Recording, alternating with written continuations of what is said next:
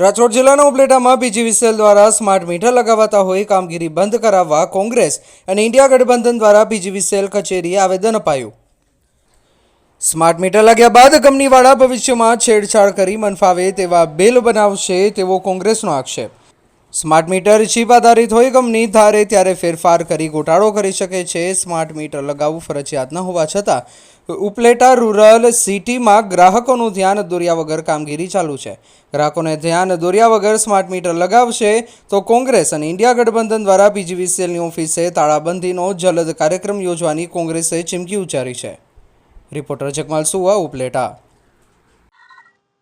મારું નામ એસવી પાગરા, નાયબ ઇજનેર, ઉપલેટા શહેર પેટા વિભાગ। સાહેબ, જે કોંગ્રેસ અને સામ્યવાદી પક્ષ દ્વારા જે સ્માર્ટ મીટર છે આવેદન આપવામાં આવ્યું, શું છે ને કઈ રીતના કામગીરી છે સ્માર્ટ મીટર? હાલ અત્યારે ઉપલેટા શહેર ખાતે જે સરકારી કચેરીઓમાં સ્માર્ટ મીટર લગાવવાની કામગીરી હતી એ અત્રે દ્વારા પૂર્ણ કરેલ છે અને હાલ કોમર્શિયલ અને ઇન્ડસ્ટ્રીયલ કનેક્શનમાં વડી કચેરીની સૂચના મુજબ કામગીરી ચાલુ છે લગાવવા। સાહેબ, આ બાબતમાં રજૂઆત પણ ઘણી આવેલી છે કે સ્માર્ટ મીટરમાં બિલ વધારે આવે છે, તો સામાન્ય મીટર કરતા સ્માર્ટ મીટરમાં વધારે બિલ આવે એવું ખરું? ઘણા ગ્રાહકોમાં આવી ગેરમાન્યતાઓ છે કે સ્માર્ટ મીટર બી વધારે ફરે છે, સ્માર્ટ મીટરમાં બિલ વધારે આવે છે। એ તદ્દન વાત બધી એકદમ સત્યથી વેગળી છે। સ્માર્ટ મીટર અને જે હાલનું મીટર છે એના બંનેના કાર્ય પદ્ધતિમાં કોઈ પણ પ્રકારનો ફરક નથી। વિશેષ ફરક સ્માર્ટ મીટરમાં એ છે કે ગ્રાહક એના મોબાઈલની અંદર વીજ વપરાશની નોંધણી કેટલી થાય છે, તમારું બિલિંગ કેટલું છે, એ બધું મોબાઈલની અંદર સરળતાથી જોઈ શકે એ વધારાની એમાં ફંક્શનાલિટી છે। બાકી બિલિંગ પદ્ધતિમાં કોઈ પણ પ્રકારનો ફેરફાર નથી। સાહેબ, એમાં જણાવવામાં આવ્યું હતું કોંગ્રેસ શહેર દ્વારા કે સ્માર્ટ મીટરનું બિલ છે તે પહેલા ભરવું પડશે, પછી વીજ વપરાશ થશે, આ સત્ય હકીકત છે? હાલ જે સ્માર્ટ મીટર અત્યારે લગાવવામાં આવેલ છે એમાં અમારી કચેરીની સૂચના મુજબ બિલિંગ પદ્ધતિની અંદર કોઈ પણ ફેરફાર નથી। હાલ જે સ્માર્ટ મીટરની જે પ્રીપેડ સિસ્ટમ છે એ અત્યારે હાલ ચાલુ કરવામાં આવેલી છે। આ બાબતની રજૂઆતો સાંભળીને સ્માર્ટ મીટર લગાવવાના બંધ થશે કે શું થશે? સરકારના નિયમ પ્રમાણે ચાલુ રહેશે? સદર યોજના છે કેન્દ્ર સરકાર હસ્તકની યોજના છે અને એ અંતર્ગત ભારત દેશના બધા રાજ્યોની અંદર આ કામગીરી ચાલુ છે। આપણા ગુજરાતની અંદર પણ આપણા પીજીવીસીએલ ની અંદર બધા શહેરો અને ગ્રામ્ય વિસ્તારમાં પણ આ મીટરો લગાવવાની કામગીરી ચાલુ જ છે। એટલે એમાં નિર્વિવાદ છે કે આ કામગીરી છે અને એમાં જે ગ્રાહકના તમે વાત કરી એ મુજબના અસંતોષ છે એ અમે લોકો જઈને પણ સમજાવીએ છીએ અને ગ્રાહકોને એક હવે જાગૃતતા વધતી જાય છે એટલે સ્માર્ટ મીટર ઇન્સ્ટોલેશન ચાલુ છે। મારું નામ ડાયાભાઈ ગજેરા, માર્ક્સવાદી સામ્યવાદી પક્ષ રાજકોટ જિલ્લા મંત્રી છું। આજ રોજ પીજીવીસીએલ દ્વારા જે સ્માર્ટ મીટર લગાવવામાં આવી રહ્યા છે તેનો વિરોધ કરવા અમે આજે આવેદન પત્ર પાઠવવામાં આવ્યા હતા।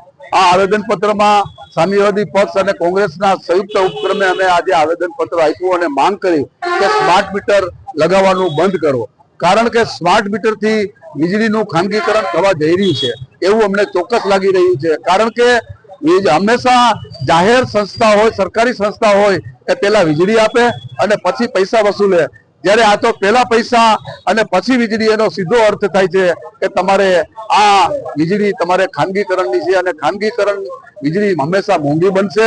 કારણ કે ગુજરાતમાં અત્યારે જે વીજળી અપાય છે તે સમગ્ર દેશમાં સૌથી ઊંચા ભાવે ઘર વપરાશની વીજળી અપાય છે અને જો વીજળીનું સંપૂર્ણ ખાનગીકરણ થશે તો વીજળી આથી પણ મોંઘી થશે।